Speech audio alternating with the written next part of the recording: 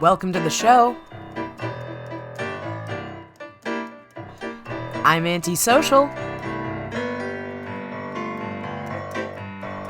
And this is the Antisocial Network. I want to talk to her, but my face is up against the wall. Yeah, I think she wants to talk to me, but I'm antisociable. Yeah.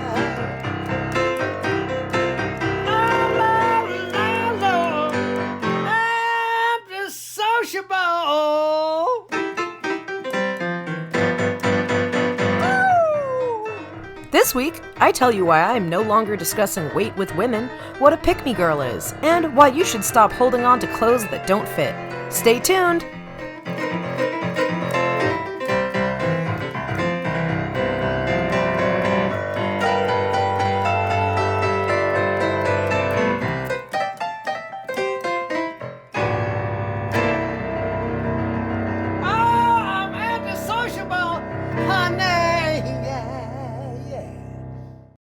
Dear women friends, I am no longer going to engage in conversations about weight. I don't want to hear about how much weight you've lost or how fat you feel. I will neither validate nor lament with you in these discussions. While I recognize some people are working hard and want support and acknowledgement from their friends, and I'm willing to offer healthy encouragement, I am not going to discuss it in terms of clothing size or the scale delivering results or in any other way that values one size body over another. Being more comfortable, having more energy, getting to pick out a new wardrobe, all of these are exciting accomplishments worthy of celebration. But complimenting weight loss merely shows which bodies you value, and I'm not doing it anymore. For one, it's personally triggering for me, and I'm sure I'm not the only one who feels this way. Women need to be mindful of how denigrating their own bodies is reflective of how they feel about other women and fat bodies that exist in this world in general. If I spent my life watching my mother in dressing rooms sigh about the size of her arms and go on and on about how fat she is, how am I supposed to believe her when she says that I'm beautiful the way that I am? When my friend assures me that I'm lovable regardless of body size, but then puts down her own body that's the same size or smaller than my own, am I supposed to think my friend really believes I'm lovable when she doesn't even believe it about herself? I'm done participating in this farce of self-love while flying the flag of self-loathing at every opportunity. In addition, it's a horseshit narrative spun by a patriarchal capitalist society that literally profits off us hating ourselves.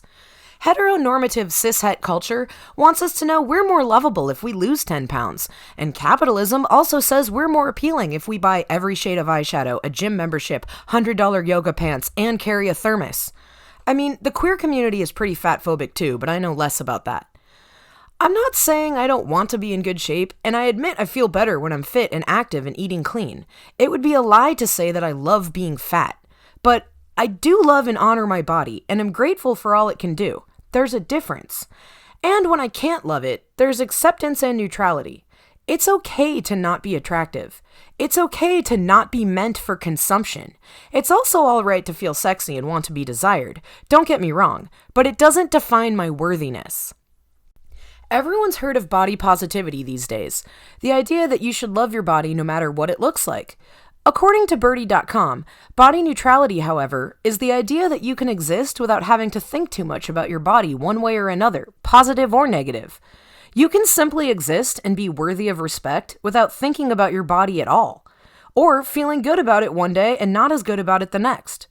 Insider.com says that body neutrality is a philosophy that you should focus on what your body can do for you, rather than what it looks like. I understand this sentiment, but it's still ableist and a bit lacking.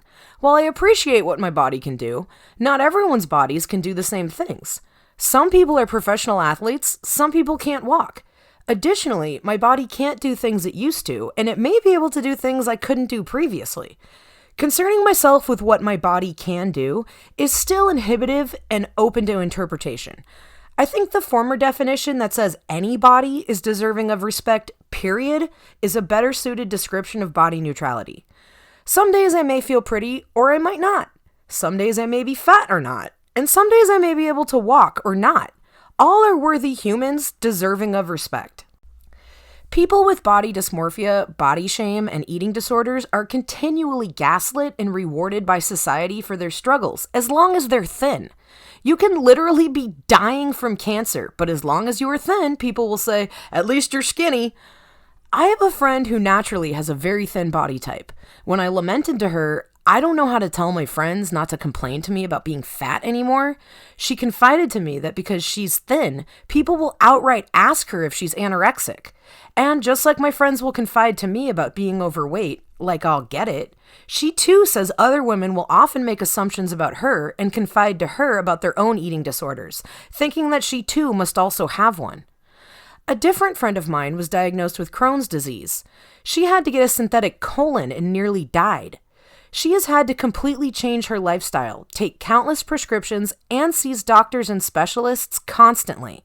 She gets sick frequently, struggles with exhaustion, and has many side effects from her diagnosis. And people comment all the time on her weight loss. "What did you do?" they'll ask, and she'll be like, "Oh, I almost died." Another woman friend of mine told me she noticed she first began to gain weight when her mother died, and that it had an added benefit. She wasn't subjected to unwanted attention from men as much. This is a common reason many women will cite for favoring their heavier bodies. In a study conducted by a Reddit user in April of 2015 that went viral, user Tilo888 gathered data from 130 women and girls who answered the question, "At what age did you first notice that men were looking at you sexually?" The most common answer was age 12, with most participants' answers falling somewhere between age 11 and 14, but with some answering as young as age 7. And while research suggests the numbers are probably much higher, the CDC reports that 1 in 5 women will be victims of rape in their lifetime. Providing a sort of protective barrier, some women will notice they have gained weight after a traumatic sexual assault and not connect the reason why for years. There's an episode of Scrubs where women who put on wedding rings suddenly become invisible to JD, the Zach Braff character. I feel like this also works when women put on 30 pounds. Get fat and suddenly you're invisible, except when you become a convenient target for their pent-up misogyny and misdirected anger, or they come up with a fat joke. There are all sorts of reasons why a woman might be fat or skinny. Health issues, trauma, overeating, and the most common cause, none of your fucking business. It's all a scam. While men get to age gracefully, look dignified or whatever, and remain fuckable into their 60s, we become irrelevant at age 30 and then momentarily useful again when we're cast as grandmothers in our 40s. We get vilified for gaining weight. We get criticized and questioned if we lose weight. We're conditioned by society to hate each other and become pick-me girls. If you're wondering what a pick-me girl is, let me clue you in. You know the type. They're the ones who say, "I'm not like other girls," and for whatever reason, they always seem to get along better with guys. Modern versions of this include a disturbing trend of women declaring on Twitter, "I'm nothing like these girls in this generation. I am a wife. I don't go to the club and drink and dance on Snapchat every weekend. That's why you hoes are single." A pick-me will tell other women that it's our job to keep a man by tending to his every need and being constantly available, lest he fall victim to the temptation of another woman. After all, according to pick-me girls, if a man strays, it just means you're doing something wrong. According to @darkest.hue on Instagram, a pick-me is a woman who distinguishes herself from other women in a desperate attempt to be picked by men. Pick-me behaviors stem from internalized misogyny, insecurity, and respectability. The post goes on to explain that women perpetuate misogyny, colorism, transphobia, fatphobia, and other insidious modes of oppression when they engage in pick-meism. Being a pick-me is using the male gaze to dehumanize and posture yourself against other women. This posture demands that you demean women for exhibiting behaviors or having features or identities men do not find respectable or attractive. It enables men to be misogynistic, forces you to shrink and compress yourself to fit the standards of men, and reduce your human worth to a set of characteristics men deem to be attractive. Being a pick-me encourages you to measure and reject other women's humanity through these same set of characteristics. Pick-me's view men as the, quote, prize, which they are not. We see this narrative played out in movies and on TV and in pop music all the time. As @darkest.hue points out in their post on Pick Me's, we often see the same plot line of women simultaneously playing two characters: the sensible, smart, popular girl and the nerdy, unstylish, insecure girl. The trope suggests that girls do not have complex, multifaceted personalities.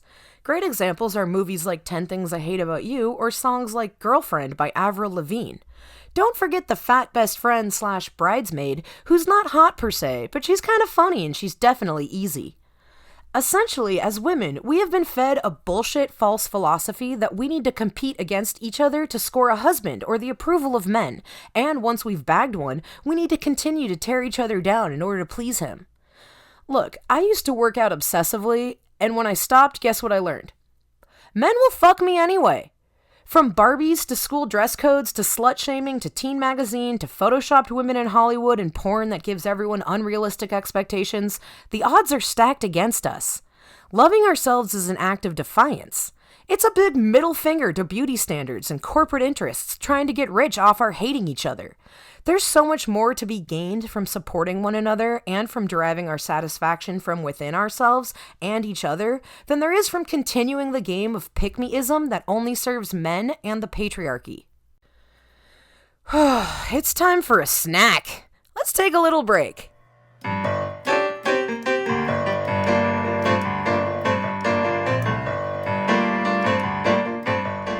Ladies, aren't we always hearing about men and their needs? How they always need time to escape and unwind in their man caves. What about us? Well, with Man Slave, you can get more done than you ever thought possible. While your man relaxes and disassociates in his man cave, your man slave can cook, clean, and service more than your Lexus, if you know what I mean. Ladies, invest in yourself this season and order your very own Man Slave today. Note, Man Slaves only come in Caucasian, off-white, and eggshell.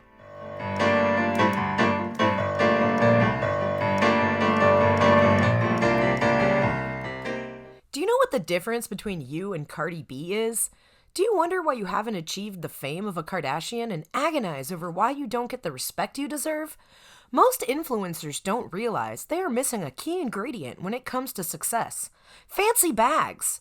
Here at Fancy Bags, you don't need money in your actual purse because you've spent all your money on the bag itself. Who needs money when your shoulder sack can say everything for you? Don't be held back by lesser, inferior bags and start your new life today with Fancy Bags. Bags start at just $16,000 and can be financed for as low as $4.99 a month. Call now!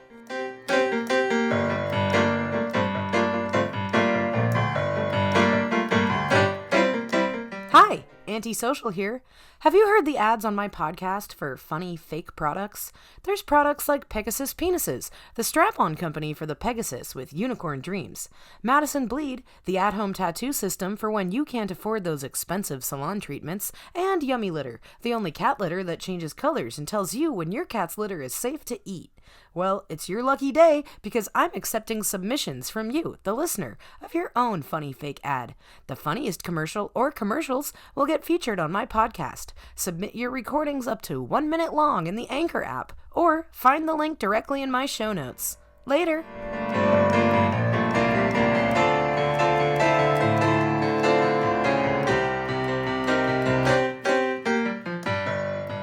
Welcome back! Do you know I have clothes stored away in my closet that are at least 10 years old or older and haven't fit for nearly that long? Why? Of course, when I packed them up and put them out of sight, I wasn't thinking it would be for years. I told myself I'd fit into them again soon. It was just for this season. Then, after a couple seasons, I told myself I would fit into them eventually. And now I make up some bullshit to myself about how some of the clothes have sentimental value or were expensive. Then one day I realized that holding on to those clothes is not only a waste of space, it's a form of self-loathing. Besides, if I ever did get to that size again, I probably wouldn't want to wear clothes that were 10 years old anyway. What am I really holding on to? Is it actually the clothes? Or the idea that I'll be skinny again someday? And who the fuck is that helping? I also stopped following any weight loss pages on social media that feature before and after photos. I'm still interested in nutrition and learning about factory farming and how to transition to a vegetarian or vegan diet. I follow pages about gut health and the wonders of celery, and pages about inflammation and autoimmune health. But any page that routinely features before and after photos of bodies with the express purpose of pushing weight loss got banned from my feed. Posting before and after photos that prioritize thinner bodies only perpetuates the idea that thin is healthy or better, and it shows people which bodies you value. I don't want to post photos of my past body to show people, quote, just how bad it got. I'm deserving of respect and love from others and myself, regardless of body size. I feel like shame rarely gets results, and before and after photos can have that effect. Again, I know some people work very hard to lose weight or get fit, and they want to show that off and celebrate that fact. I maintain that all of that is still possible without valuing thinness over fatness or posting before and after photos. Lizzo recently posted a TikTok video showing her body before and after 1 year of working out and eating clean, but her message in the video was to point out that in both photos, she was smiling and genuinely happy. What she was saying was, despite whatever journey she was on with food and her body, what mattered was her happiness. One of the most common arguments you will hear people screaming at women just trying to exist is, "You're promoting obesity!" Look, there is just as much harm in telling fat women they're beautiful or insisting they're not fat. Not because it's promoting obesity, but because women don't exist to be commodified or consumed. And there's nothing wrong with being fat. Shannon Gunnip, a New York City therapist, describes toxic positivity as the mistaken belief that only good or happy emotions are acceptable to experience, and that keeping a positive attitude will solve all or most problems. Body neutrality reminds us that it's okay to just plain exist in this world and not have to overly concern ourselves with much else regarding our body. Not whether it's fat or thin or attractive or healthy. @Rinstar on TikTok did a video on body neutrality where she explained that when she's having trouble feeling positive about her body, she will look at herself in the mirror and say, "This is a human body. Yep, those are human arms." The thing is, I was not always a, quote, fat person. Growing up, my brother always called me fat, his friends called me fat, kids at gymnastics called me fat, but looking back at photos, I wasn't a fat kid. I don't think I was even a chubby kid, to be honest. But kids are cruel and so are patriarchal norms, so I internalized pretty young that being skinny was best. By late teens, I became more athletic and interested in exercise. I started playing roller derby and got very lean. I experienced life as a skinny person for a while, but like many women, I still felt fat. I had skinny girl imposter syndrome. I suppose this is what body dysmorphia is, looking in the mirror and not seeing reality. But for me, it never escalated past just an intense insecurity that resulted in never wearing shorts or a two-piece, despite weighing 120 pounds. Later, in my 30s, when I would begin to suffer from a still undiagnosed autoimmune disease that mimics PCOS or thyroid deficiency, or both, I gained weight, and no matter how much I tried, I couldn't seem to get back to my super lean skater body that I had in my 20s. Discouraged, I began feeling like a failure, like something was wrong with me. Yet somehow, strangely, at the same time, I felt like I was finally the fat person I felt like all along. Ever since I was a kid, back when someone called me fat for the first time and I believed them. There's an old joke I think of every now and then that goes, "I wish I was as skinny as I was the first time I thought I was fat." What's funny about being a fat adult is this weird thing where people treat you like you were always fat. Fat adults were surely fat kids, right? I don't know how to explain it, but no one assumes I used to be thin. No one thinks, I bet she used to be an athlete, or she's probably just going through a fat phase. People just assume you've been fat your whole fat life. And I don't know why that bothers me, except that I know the difference between how people treat me when I exist in this world as a thin person and when I exist in this world as a fat person. I guess that's what I mean by I can't explain it. Because it's hard to put my finger on the fact that I suspect a certain person would treat me differently if I was thin, but I do. With men, cashiers, other women, teenagers, anyone. Am I just imagining the number of times fast food employees give me a diet soda on accident now that I'm fat? Or is that really happening? So I'm just done doing it. I'm opting out. I'm consciously reprogramming myself and my language so that it's body neutral. Once you begin to do this, you really notice fat phobia everywhere. People resorting to weight as their first insult when angry, making audible sighs or groans when inconvenienced by a larger person in a wheelchair or someone who can't walk fast enough for them. Jokes about diabetes and equating people to cows. I recently heard a man remark that a stranger, a woman, had yelled at him at the bus stop for smoking. In turn, he told her that by being fat, she was also killing herself. I tried pointing out to him that this was fatphobic and an unfair comparison, as smoking affects many people and is a literal choice, while there are a myriad of reasons a person might be fat, and none of them affect other people in the same way that, say, secondhand smoke does. I was disappointed that literally no one agreed with me, and they wanted to argue that this bitch shouldn't have said anything to begin with. Which arguably is true, but the reaction is proof that calling someone fat is always quick to pop into our minds. It's the first thing we notice. It's always in our back pocket. That's what I mean. That once you make a conscious choice to start deprogramming this hateful thought pattern, you begin to see it everywhere, and it can be hard not to say something. The other day I saw a post where someone had said how happy they were to see a trim president in the White House, referring to Biden. Yeah, like Trump being fat was what was embarrassing about his presidency. Do people even hear themselves? If any of this resonated with you, then you know what you have to do. Join the growing number of women who are refusing to accept toxic masculinity and internalized misogyny as the norm and are taking back our lives and our bodies. Refuse to participate in degrading and belittling speech that is harmful to others and yourself. Call out hate, fat phobia, and ableism whenever you notice it and start raising awareness in your own corner of the world. Spread neutrality. Spread acceptance. Spread love. Or flip people off, whichever empowers you most. Girl, I got you. Mommy, wow, I'm a big girl now. That's my show. I'm Antisocial, and this is the Antisocial Network. Follow me on Instagram at the Antisocial Network, and catch me on the app Stereo. For bonus episodes and even more access to me, Antisocial, subscribe to my Patreon for only $5 a month. Thanks for listening. Later. But I'm antisociable, yeah.